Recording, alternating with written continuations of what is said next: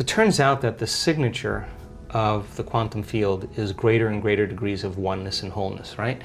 So think about it. When we live in stress, we live in separation, right? Because our senses fool us into believing you're there and I'm here, and everybody is separate from us, and everything is separate from us. That's 3D reality, right?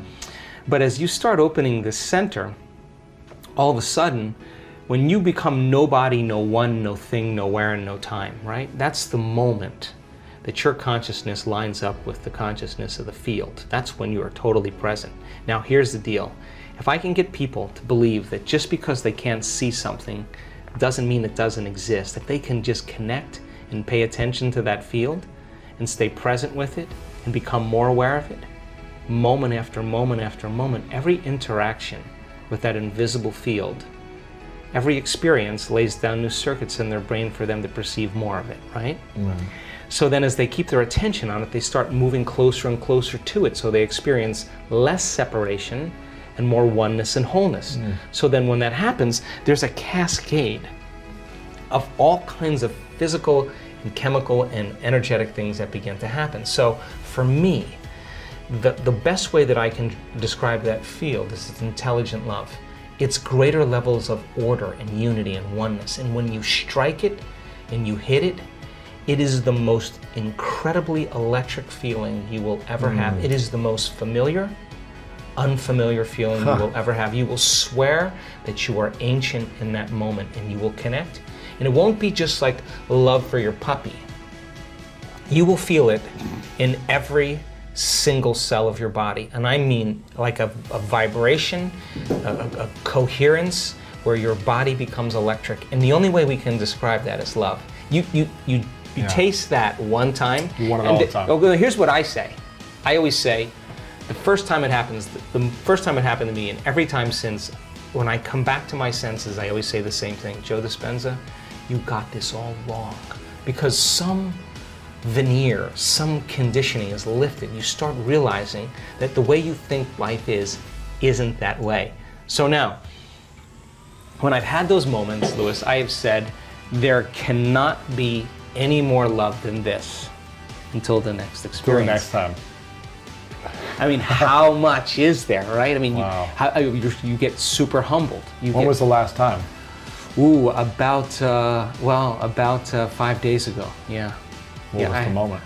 Ooh, I just had a very profound mystical experience. I was, I'll tell you the short story. And how often does it happen also? I don't know. I mean, I live for them. Yeah. So you try to do it every month if you can? Or no, weekly? I just do the meditations, and then when they happen, if I'm just in the right place and I don't have a plane to catch or an email to answer, and I have a little laxity and I can kind of surrender into the moment, I just, I had this incredible, I don't know how to describe this, but there was a geometric pattern, like mandala, I don't know what it was, and it moved right through my entire body, and it was like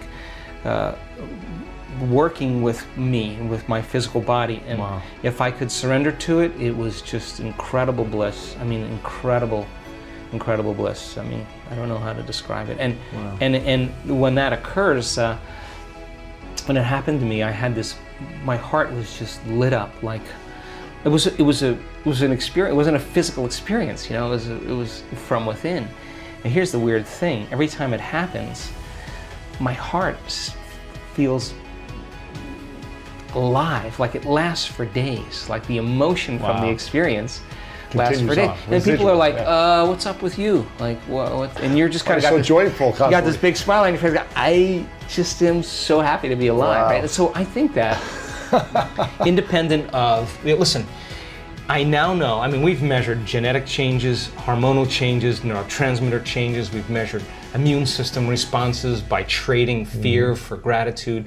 We've measured gene expressions. We now know that people can signal the gene to reduce cancer and tumors, signal the gene to grow new neurons. We've measured this. Signal the gene for stem cells to go to damaged tissues and repair them.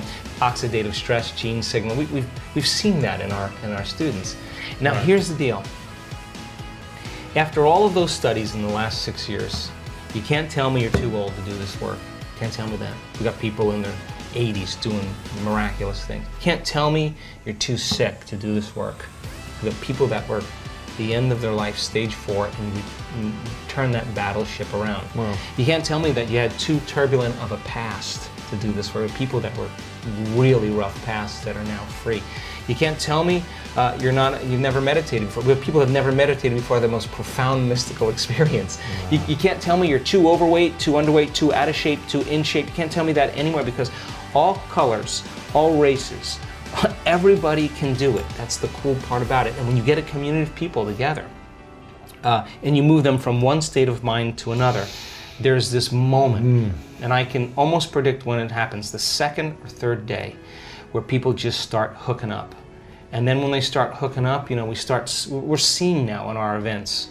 I mean, a lady that was blind from birth, 5% vision, by the end of the event was seeing. I mean, wow. How do you explain that? We had 3 people in the last 2 events that were deaf that are hearing now. Wow. People with crutches that were limited or walking without crutches and canes, spinal cord injuries, I mean, Parkinson's disease, in a week.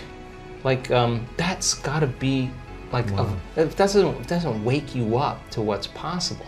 And you're witnessing a tumor on a woman's thyroid that was there at the beginning of the event, is gone at the end of the event. I mean, wow. Like, you got to scratch your head and just go, wow, reality isn't at all the way I think it is, right? And so there's this humility that comes, like, well, I don't know anything, but I'm willing to go down, push the envelope a little bit more. So we're only as good as our ability to execute this. Right? But as we get better at it. Consistency of it too, yeah. I'm all about consistency, and I'm be the first guy to say, do the blood test, do the scan, let's do the test to make sure that it's just not in your mind, it's in your brain. Yeah. Let's know.